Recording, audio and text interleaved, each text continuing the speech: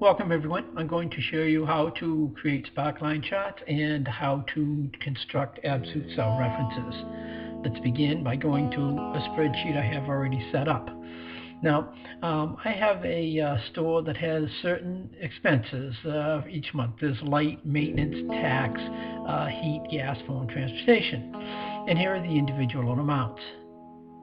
So what I'm going to ask you to do is I'm going to ask you to total all the expenses. So I'm going to click on this C13 and total those up. By now, I hope you know that all formulas start with an equal sign, and that the quickest way to add a sum of numbers that are all adjacent to each other, that is touching each other, is to go up to the auto sum button once.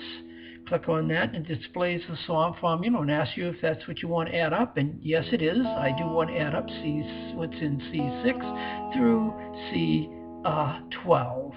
So I click the auto sum button a second time, and there's my answer, $3,167. Now, what I'd like you to do now is I'd like you to find what percent each expense is of the total. For example, lights is $500, and the total of the expenses is $3,167. What percent is 500 of $3,167? Well, we know that all formulas start with an equal sign, so I'm going to press equal. And if you've forgotten your old business, how do you construct percentages? It's this. You simply click on the first number, the expense amount, and then you will divide it, slash mark as divide, and you'll divide it by the total. So it'll be the individual amount divided by the total. So that's C6 divided by C13, and click the checkbox, and there's the answer, 16%. Now, it would be foolish to go through that and type the formula again, and again, and again, and again, and again, and again. That's crazy. We need to do this in a much more efficient way. So what I'm going to do is this. Well, you say, well, I've got the first formula, C6 divided by the total. Why don't I just copy it down? So let's do that. Let's copy that down. And whoa, we got a bunch of errors. Why is that? Let me display the formulas. And by the way, to display the formulas, you hold down the Control key and press the tilde key. That's that little wavy line under the Escape key. So Control, tilde, and there's your formulas. Now look what happened. When I copied down, it went from C6, it went down to C7, and C8, C9, C10, C11, C12. And that's fine, because there is a C6, C7, C8, C9, C10, C11, C12. But notice when I copied down, the right side of the formula changed. Instead of being C6 divided by 13, which is right for the first one, it went to C7, which is right, divided by C14. Now wait a minute, there is no C14. Then next one it went to C8. Yep, this is C8 divided by C15. There is no C15. So what it kept doing was it added one to the left side of the formula, which is correct. You go from C6 to C7, C8, C9, C10, C11, C12. But you're supposed to go to C13, 14, 15, C13, and it should be C13 for each one all the way down. It's supposed to be 500 divided by the total. Let me get back here again. It's supposed to be C6 divided by C13. Then it's C7 divided by C13, C8 divided by C13, and so forth. So let me delete this out and start again. By the way, you notice that my answers showed up as percentages. That's because before I began this problem, I highlighted the row that needed the answers to display as percentages. And I went to the number on the Home tab, I went to the number grouping, and I clicked on that, and I said showed as a percentage with 0 decimal places. Now, if I wanted 1 decimal place or 2 decimal places, I just move that up and so forth. But I want 0 decimal places. So I click percentage, 0 decimal place, OK. All right, now let's do this the correct way. I'm going to press equal to tell it's a formula. Click on C6, and I want to divide that by C13. Now that's okay for this one, but I want to be able to copy it all the way down. And I want each number to be divided by this C13. So I want to lock C13 in place to make it absolute. so that each number will divide its number absolutely by the total, the next number absolutely by the total, the next one absolutely by C13, absolutely by C13, and so forth.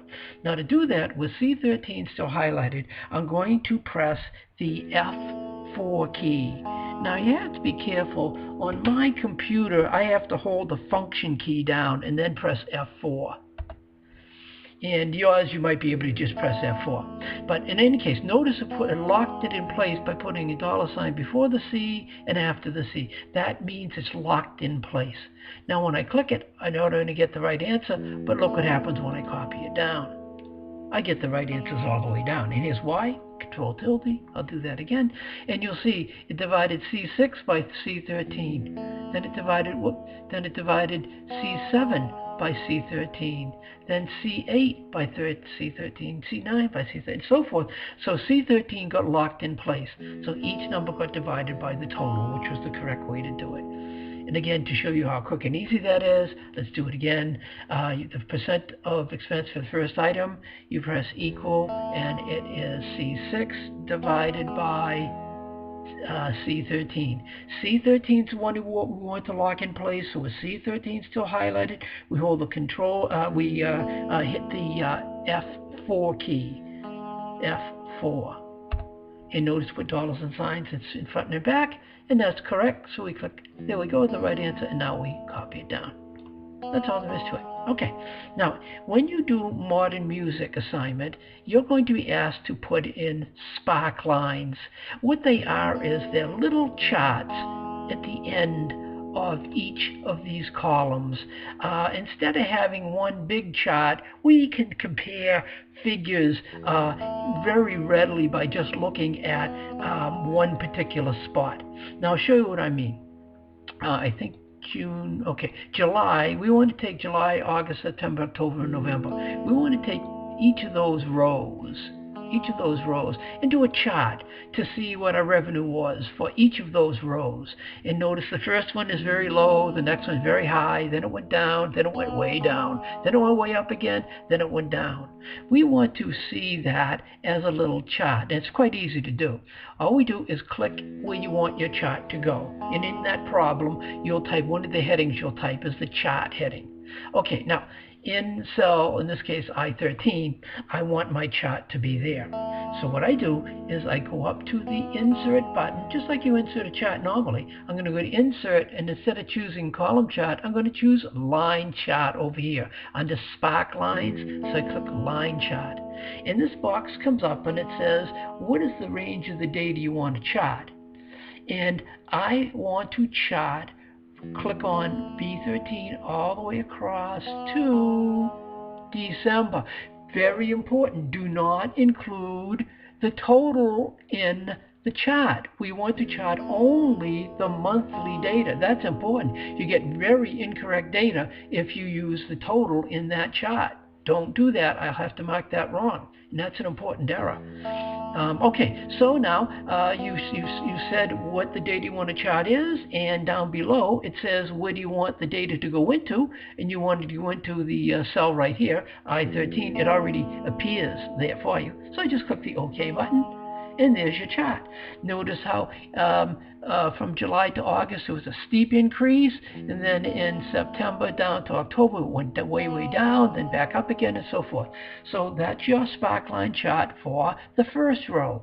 All we have to do now is just copy it down to the bottom, and there's a sparkline for the rest of the chart.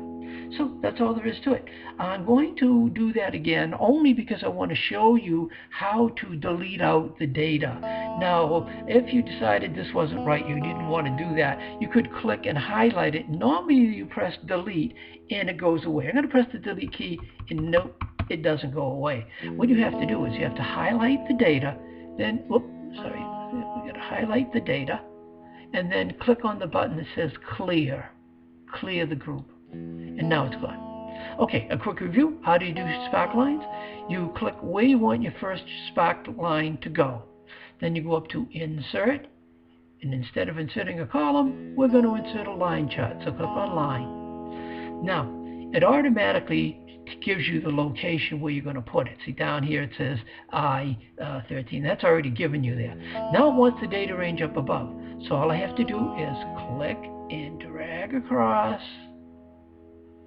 I want only the months from July to December. Remember, do not include the total. It's easy to make a mistake when you do that, but it's very wrong. Okay, now just click the OK button. There's your chart. Now we'll just click here, copy it down. Whoop, one more down. There we are. Done deal. Okay, thank you. Good luck. Get in touch with me if you need any help.